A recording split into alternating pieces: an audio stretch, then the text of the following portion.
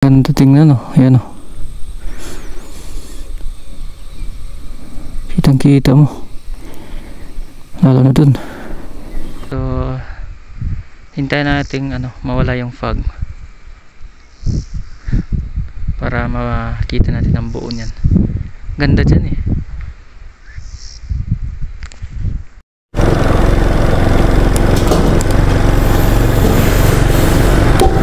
Hali dito guys, before kayo makiat dun sa Solsona Apayao Road, pa-register muna kayo dito. Nalimutan ko yung dating registration fee, pero sige, since aakyat tayo, malalaman natin kung nagbago ba or bumaba or tumaas yung registration fee pa aakyat ng Apayao Road. Let's go. Kung sa matao yun. Uh-oh.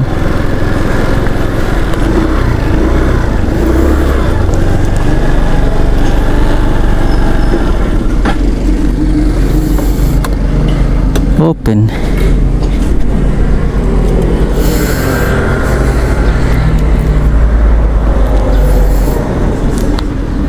Sa matao. We're open. Ano yan Lods? Wala tayong tao.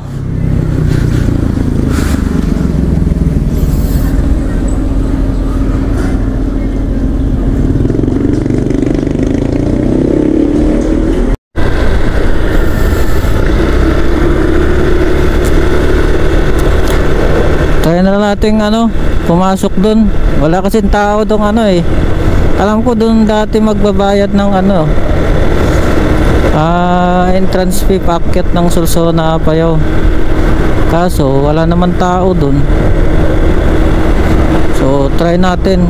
Sabagay dati may mga pulis dun nag-aabang bago ka makapasok dun sa Apayao Road. May mga pulis. Dati tinitingnan yung ticket na i-issue ng tourism office sa Solsona. Yun ang tinitingnan nila. So di ka makakapasok or di ka makakaakyat ng Apayao Road pag wala ka nun. So ngayon wala tayong ticket kasi wala naman tao at wala naman nagbabantay dun. Try natin kung papapasukin tayo.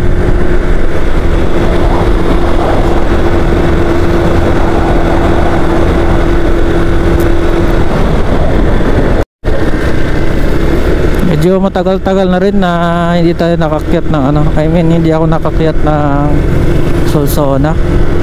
So I think nasa mga 1 taon na rin. Sabi nila marami na nagbago. So try natin, titingnan natin kung ano ba yung nagbago. Compare natin noong 2024 tsaka 2025. Tingnan natin kung ano ba yung nagbago dun.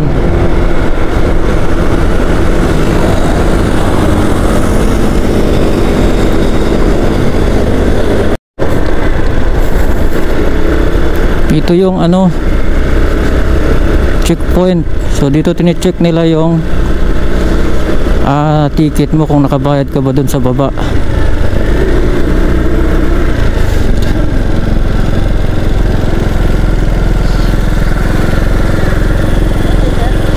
Akyat lang sir sa kwan. Register na kayo sir? Wala. Saan kayo pupunta sir? Sa view deck lang sa taas. Oo. Kailangan mag-register muna sir. Ay dito ba sir? Doon sa... Ay doon sa wala kasi tao. Meron din sir. Doon sa registration form Doon sa tourism, yung tabi ng Acacia. Ay sir, dito lang sa tourism sir. Yung Solsona Racing at Busan, sabi yan dito sir. Tapos tourism yung festival yata yung nandun sa kanya. Ilang sir? Sige.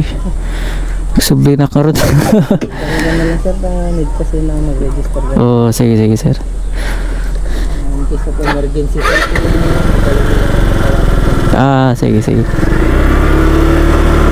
So ayan guys, hinarang tayo ng police.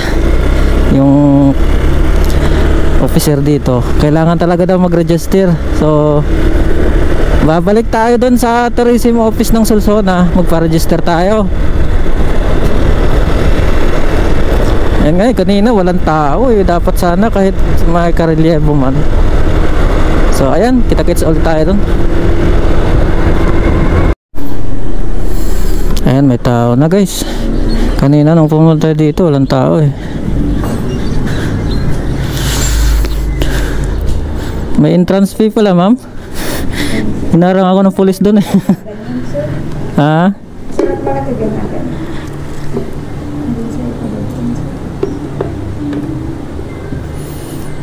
Pangalan lang, ma'am, no?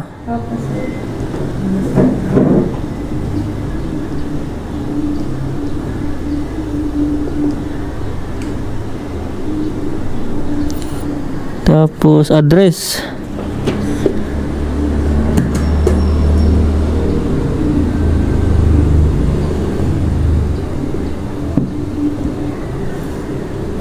Ikaw lang, sir?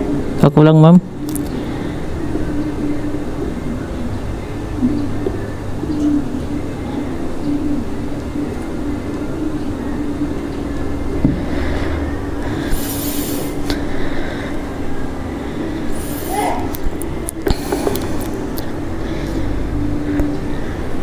Pirmaan pa ba ito, ma'am?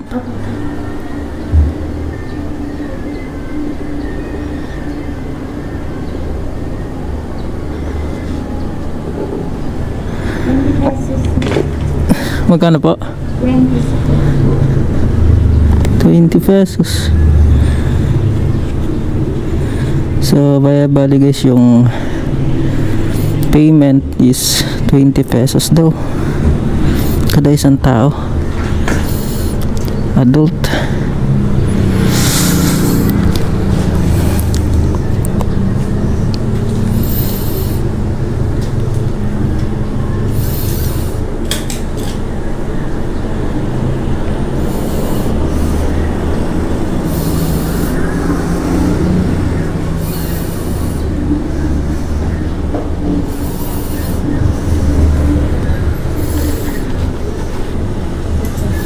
Thank you. So ayun, ang mura ng ano, entrance 20 pesos lang, parang bumaba ata. So let's go. 100% hindi na tayo haharangin ni sir doon paakyat. Hinarang tayo kanina eh.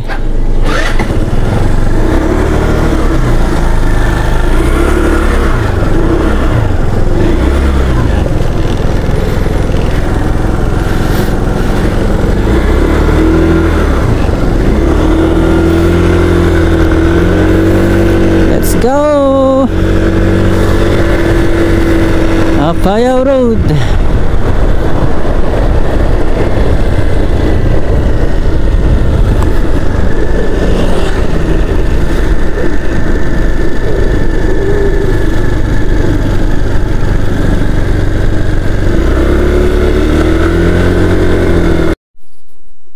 Dito naman sa taas, ayan, nag-stop over muna tayo.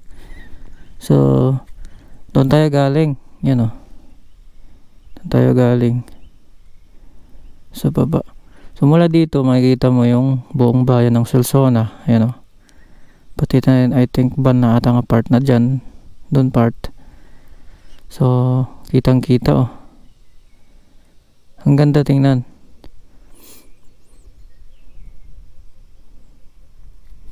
Yan, top over muna natin dyan yung motor. Kasi may titignan tayo dito ng magandang view. Kaso akyatin natin. Ito yung signage nya, oh, tanggal na. So try tayong aakyat dito para makita natin yung magandang view. Yung bundok na yan, ayan, oh. Ganda, no?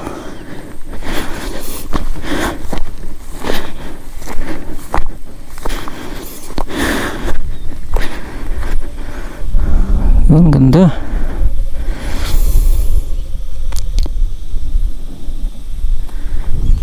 Ang ganda tingnan, oh. Ayan, oh. Kitang kita mo. Lalo na dun.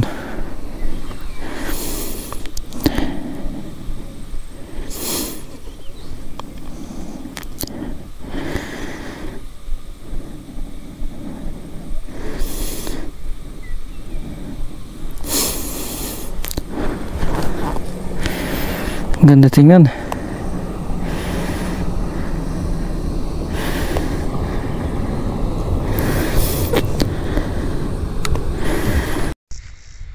Dami na nabago guys. Oh, ito Mount Sikapu, Tagdan, Nagsigad, Apayao Trail. So bali at 2,354 meters above sea level. Oh.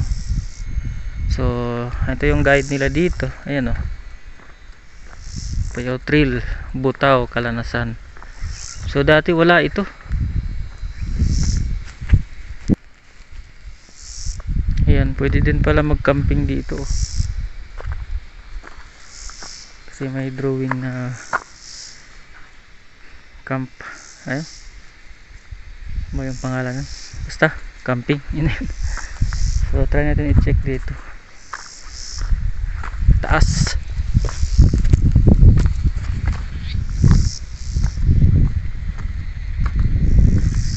Bago lang to guys eh. Nung last pumunta ko yung atin ko isang taon na nakalipas, itong trail na to wala pa to eh. Ngayon bago lang, siguro dinevelop ng municipality na Butaw or Kalanasan. Ayan, ito yung pinaka-epic dito, talagang dinadayo ng mga motorista or even yung naka 4 wheels. Ito sana yung dapat mapansin kasi maayos naman yung daan. Yan o, ganda.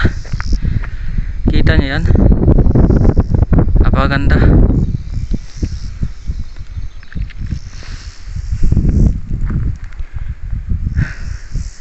Nabalutan pa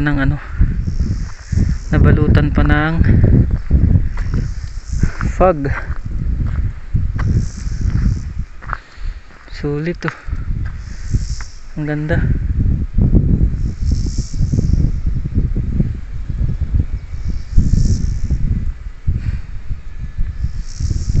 Ganda. Ang galing talagang gumawa ni Lord. Yan o. So hintayin natin mawala yung fog para makita natin ang buo niyan. Ganda dyan eh.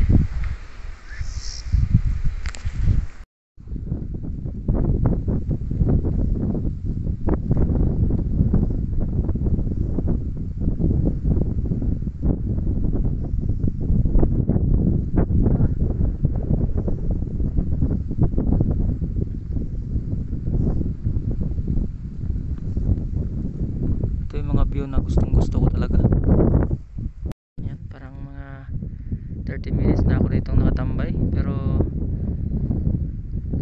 hindi talaga umuupa tong fog. Dami pa rin, so hindi pa rin natin makikita ng maayos itong magandang scenic view na yan. So stay pa tayo ng ilang mga minutes or I think kalahating oras pa tayo natin para makita talaga natin yung buong na yan, scenic view na yan. Maganda kasi tingnan yan pag walang fog.